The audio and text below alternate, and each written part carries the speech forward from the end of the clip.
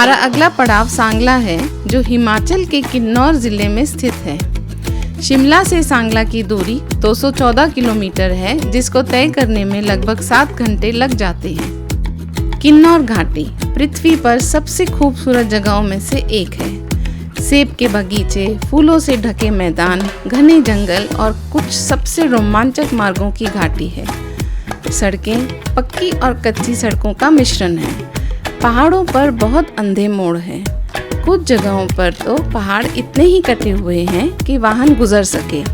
यदि वाहन ठीक से संचालित नहीं किया तो बापसा नदी में सीधे गिरने का जोखिम है।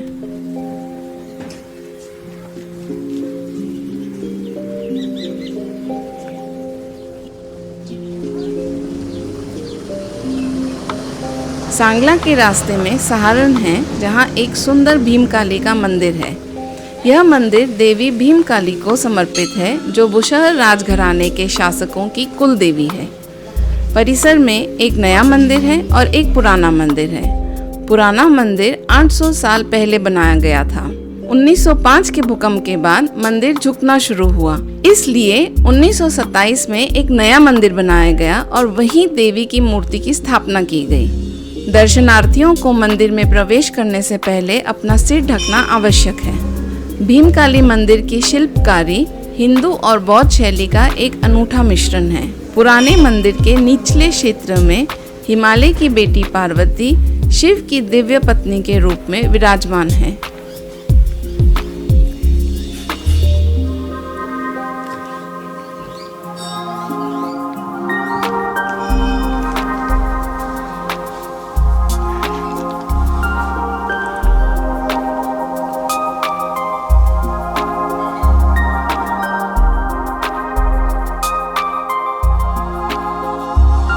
मंदिर परिसर में भगवान श्री रघुनाथ जी, नरसिंह जी और पाताल भैरव जी को समर्पित 3 अन्य मंदिर हैं।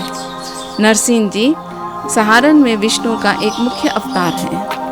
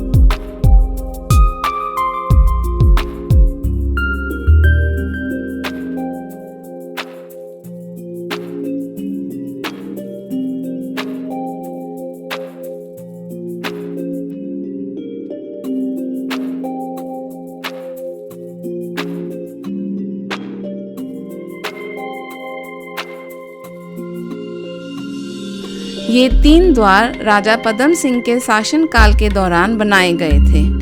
राजा पदम सिंह बुशहर राजवंश के 122वें राजा थे।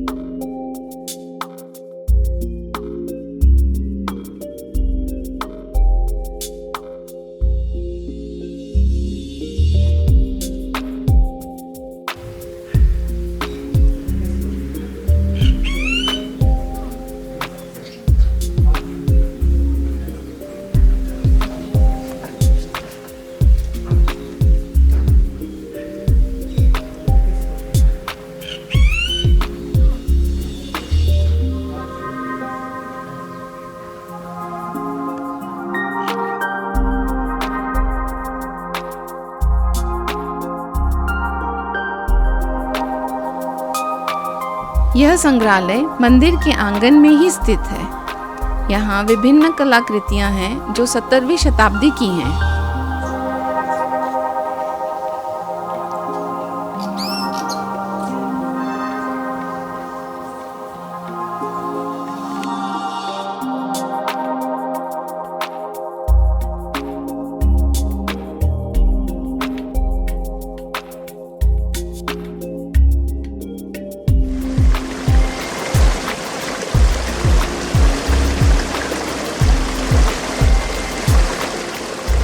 सांगला की मुख्य नदी है बापसा और सांगला घाटी उसी से बनी है।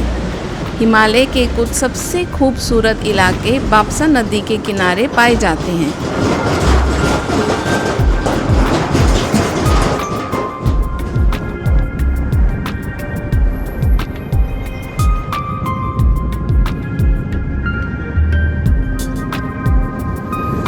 ये सब सेब के पेड़ हैं जिसे ओलों से संरक्षित करने के लिए एंटी हेल नेट से ढका हुआ है।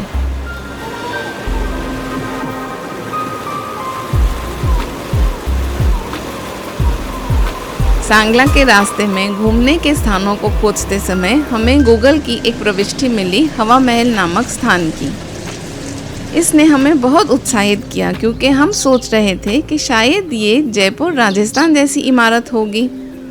हमने हवा महल की फ़ोटो को खोजने की गूगल में बहुत कोशिश की पर नहीं मिली। इसलिए हमने ट्रिप के दौरान उसे देखने का फैसला किया। और ये देखिए हवा महल। स्थानीय लोग इसे हवा घर के नाम से जानते हैं।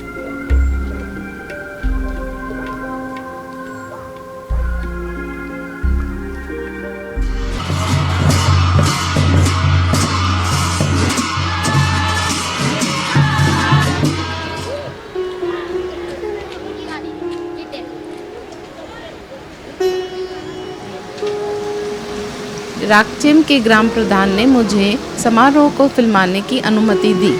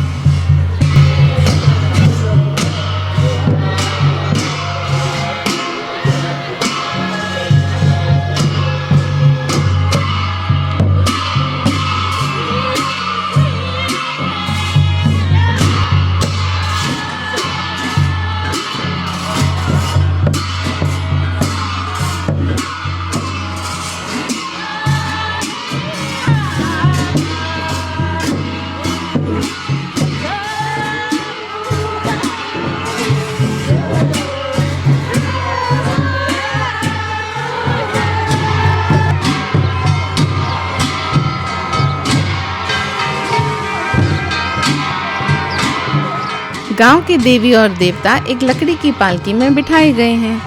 उन्हें सुंदर सूती और रेशमी कपड़ों से सजाया गया। हर गांव के अपने देवी और देवता होते हैं।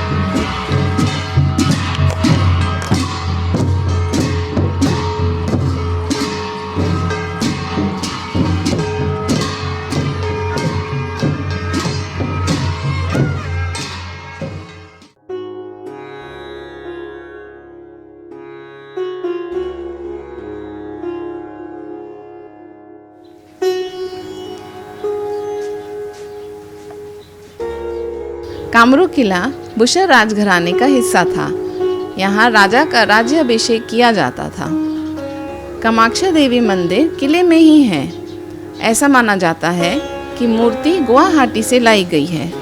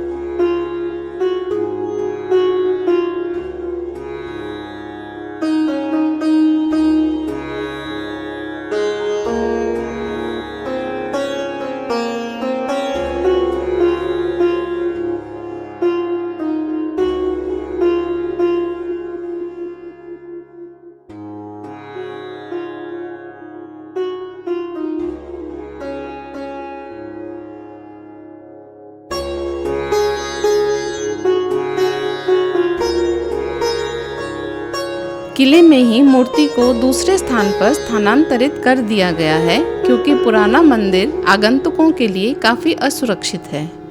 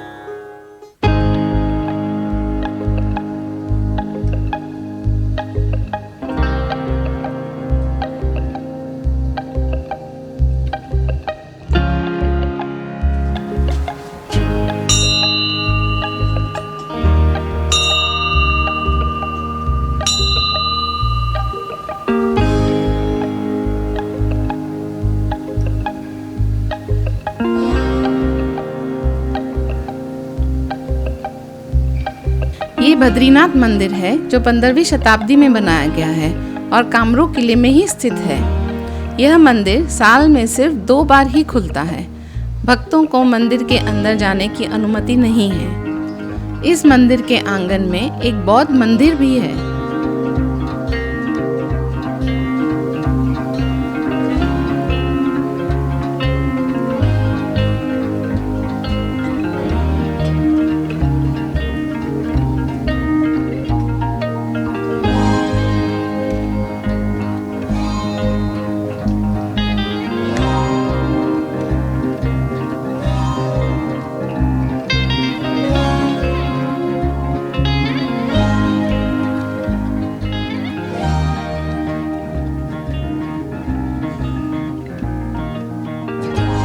ये तिब्बती बौद्ध प्रार्थना चक्र है और इस पर ओम माणी पद्मे हम लिखा हुआ है।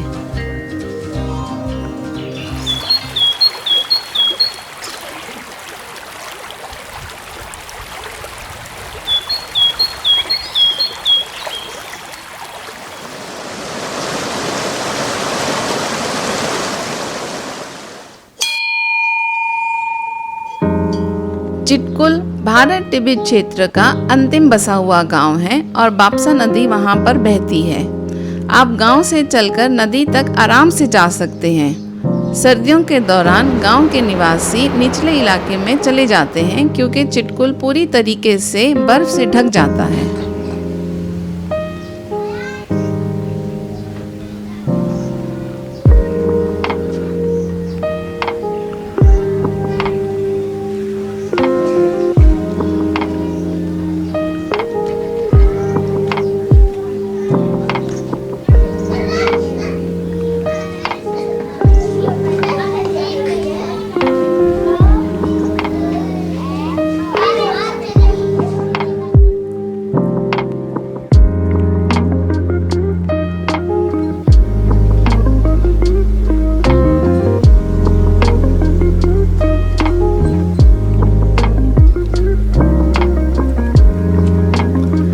ये बैरिंग नाग मंदिर भगवान जगस जो शिव का रूप है उनको समर्पित है।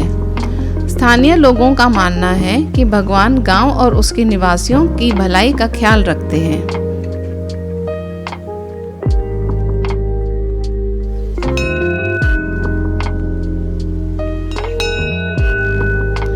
भगवान के दर्शन और स्थान की शांति हमें भक्ति और आध्यात्मिकता की दुनिया में ले जाती है।